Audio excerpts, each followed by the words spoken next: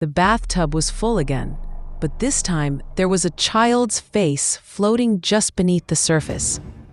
Welcome to Crooked Lane, where the house remembers, the water waits, and the crying never stops. The realtor called it a fixer-upper with character. For James and Nora Whitmore, it was the only house they could afford after the miscarriage.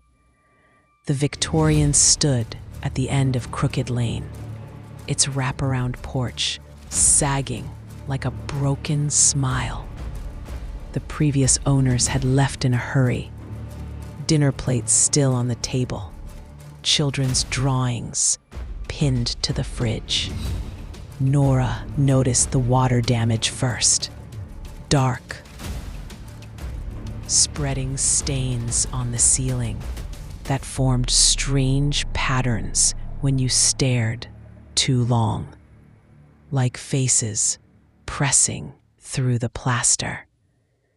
The master bedroom's wallpaper peeled away to reveal layers beneath, floral, then stripes, then a final layer of blackened paper covered in tiny handprints.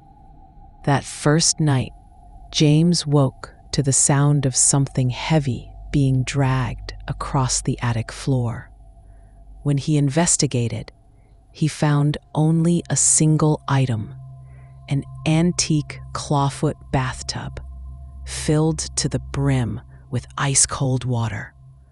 At the bottom, gleaming in his flashlight beam, lay 6 perfect teeth. The wet footsteps. The dripping started on day 3. Nora would find puddles in the hallway each morning, the water thick and slightly salty. Their dog, Rex, refused to go near the bathroom, whining whenever the pipes groaned. Then came the footsteps. Always at 3:17 a.m., the sound of bare feet slapping against hardwood, moving from the nursery to their bedroom door.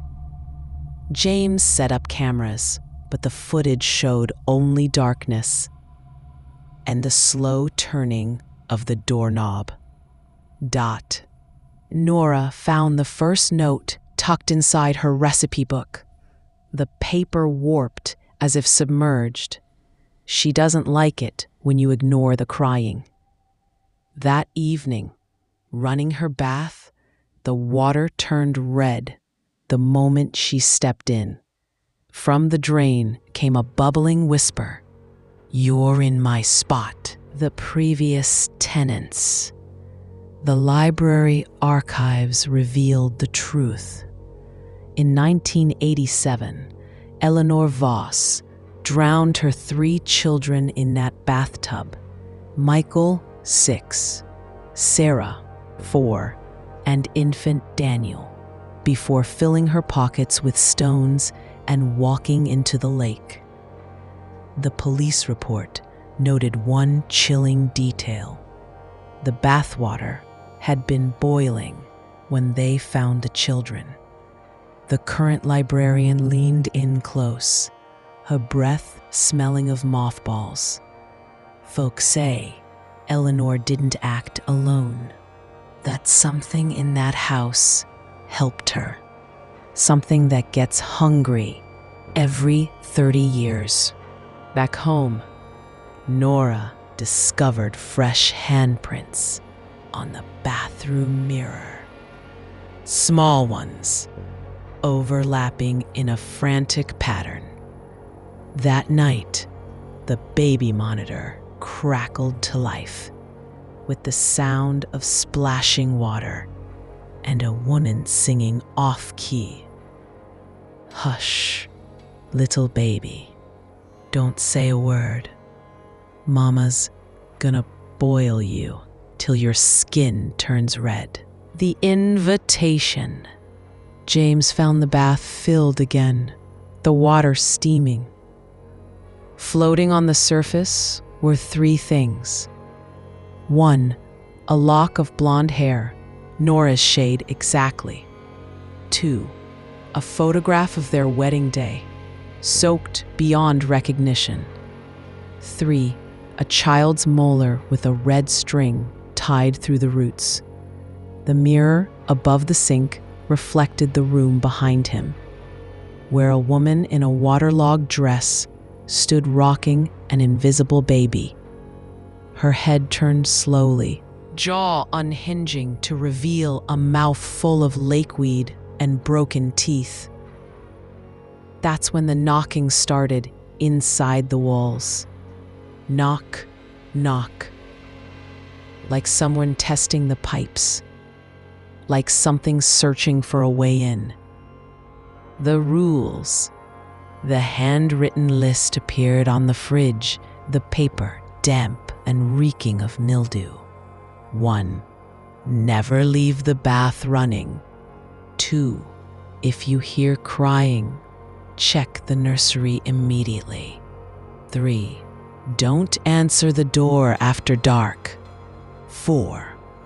When the water turns black, close your eyes and count to 30. 5. Whatever you do, don't let her see you're afraid. Nora screamed when she found the claw marks inside the linen closet. 4 parallel grooves cutting through the wood, the splinters wet and warm. That night, James woke to Nora, standing over him, a nightgown dripping, eyes rolled back white. She wants us to play house, Nora whispered in a voice not her own, just like before. The offering. The power went out at midnight. Candles revealed wet footprints leading from the bathroom to the nursery. Inside, the crib was filled with murky water, tiny bubbles rising to the surface. Nora's hands moved without her consent, unbuttoning her blouse. She needs a new baby. The voice in her head cooed, one that won't fight the bath. James found the words, "Feed the house," carved into the attic door, fresh sap oozing like blood. Behind it, the clawfoot tub sat brimming with black water. Something pale floated just beneath the surface. A face. A child's face. Eyes wide open. Waiting. The final bath. The house groaned like a living thing as the walls began to weep. Not condensation.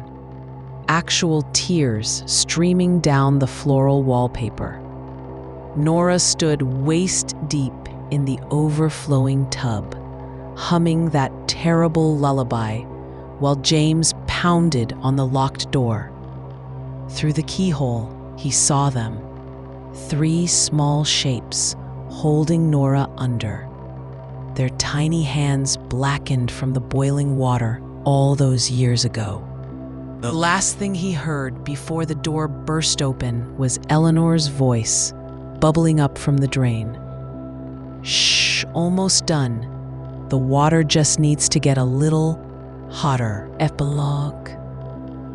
The new family arrived on a sunny afternoon. The realtor didn't mention the faint smell of chlorine, or why the master bathroom's lock had been removed.